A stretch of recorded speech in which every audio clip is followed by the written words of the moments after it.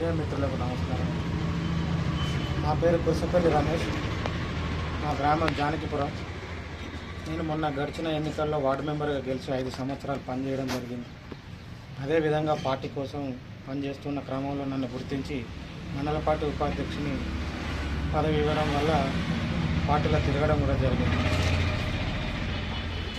మొన్న శివరాత్రి రోజున జానకిపురం గ్రామ నాయకులు ప్లస్ ఎమ్మెల్యే కడియం శ్రీహరి గారు మల్లన్న పుట్టకాడికి వెళ్ళడం జరిగింది. ఆ టెంట్ కింద నిల్చుంటే ఆ టెంట్కు దొంగలున్నారు జాగ్రత్త అని ఇట్లా హెడ్లైన్ ఉన్నది. ఆ ఫోటో నేను తీసి కింద జానకిపురం గ్రామంలో దొంగలున్నారు జాగ్రత్త అని మాత్రమే పెట్టాను. ఎవరి పేర్లు ఏం మెన్షన్ చేయలేదు. దాన్ని వాళ్ళు దృష్టిలో పెట్టుకొని నాపై పోలీస్ స్టేషన్లో కంప్లైంట్ ఇచ్చిండ్రు. కంప్లైంట్ ఇచ్చిన 4 నుండి 5 రోజులకు డాక్టర్ తాటికొండ రాజన్న జన్మదినాన్ని పురస్కరించుకొని ఆదివారం తర్వాత సోమవారం నాడు, ఈరోజు వీలు కాదనుకున్నారో ఏమో, సోమవారం నాడు నేను మడికొండ మైన్స్లో పనిచేస్తున్న క్రమంలో 2 కానిస్టేబుల్ వచ్చి రమేష్ అని పిలవగానే తెలిసిన వాళ్ళు కదా అని చెప్పి నమస్తే పెట్టి బయటికి రా అంటే బయటికి రావడం జరిగింది. రాగానే బండి మీద కూర్చోబెట్టుకున్నారు. సీదా తీసుకొచ్చి పోలీస్ స్టేషన్లో బండి ఆపి నీ మొబైల్ ఇవ్వు అనగానే మొబైల్ ఇచ్చేశాను. ఆ తర్వాత లోపలికి సిఐ గారి దగ్గరికి పోయేసరికి సిఐ గారు ఫోన్ మాట్లాడుతున్నారు. కొంచెం అయినాక తీసుకురా అనగానే మళ్ళీ ఒక 5 నిమిషాల తర్వాత తీసుకువెళ్ళంగానే పోవుడే నేను లోపలికి ఎంటర్ కాగానే కుర్చీల నుండి లేచి ఎమ్మెల్యే మీద పోస్టు పెట్టే మొగాడి వారా లంజావడక, నీ ధైర్యం ఎంత, నువ్వెంత, నీ బతుకెంత అని నా పెళ్ళాన్ని అసభ్యంగా మాట్లాడుతూ ముందుగా ఇక్కడ కొట్టడం జరిగింది. తర్వాత ఈడ గుద్దడం జరిగింది.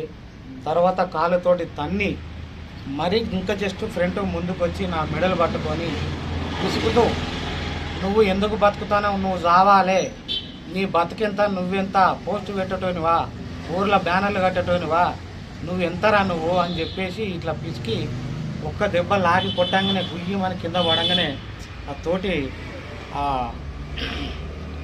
మన ఎస్ఐ జానిపాషా గారు మరియు వాళ్ళు హోంగార్డులు 2 ఆ కానిస్టేబుల్ లేపి రెస్ట్ రూమ్లో విని తీసుకొని పోండి అని చెప్పిండ్రు.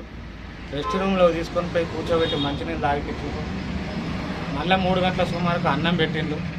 4:30 సుమారుకు మళ్ళీ సిఐ పిలిచి, బిడ్డ నేను నీ మీద పడితే ఎట్లుంటుందో చూసినావు కదా, ఇంకొకసారి నీ గ్రామంలో ఎటువంటి పోస్టు పెట్టినా ఏది రిపీట్ అయినా నువ్వు ఏమవుతావో ఇక నీకే తెలియదు బిడ్డ, దెంగేరా నువ్వు వీడికెళ్ళి అని చెప్పి అనగానే బయటికి రావడం జరిగింది.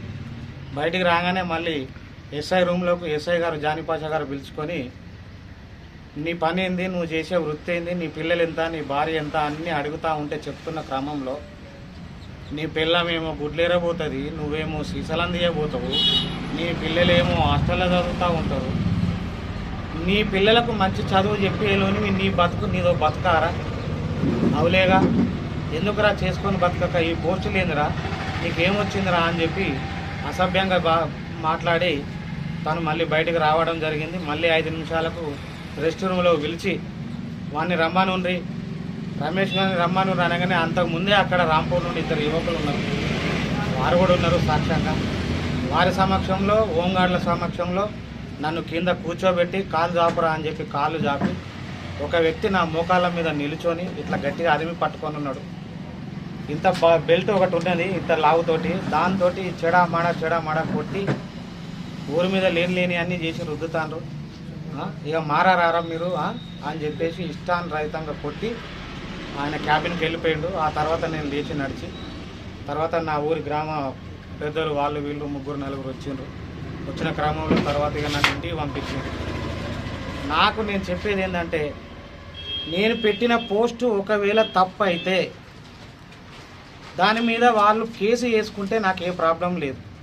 నేను పనిచేసే కాడ చెప్పా పెట్టకుండా నా దగ్గరికి వచ్చి నన్ను నమ్మబలికి తీసుకొని ఇవాళ నన్ను చిత్రహింసలకు గురి చేసిండ్రు. నాకు కడియం శ్రీహరి ఎమ్మెల్యే గారి ద్వారా, వాళ్ళ అనుచరుల ద్వారా, సిఐ ప్రమీర్ కుమార్ గారి ద్వారా నాకు ప్రాణహాని ఉన్నది. నేను ఎప్పుడు పని చేసే ఫీల్డ్లో నేను ఇంటికి వెళ్ళే టైం 12 అవుతూ ఉంటుంది.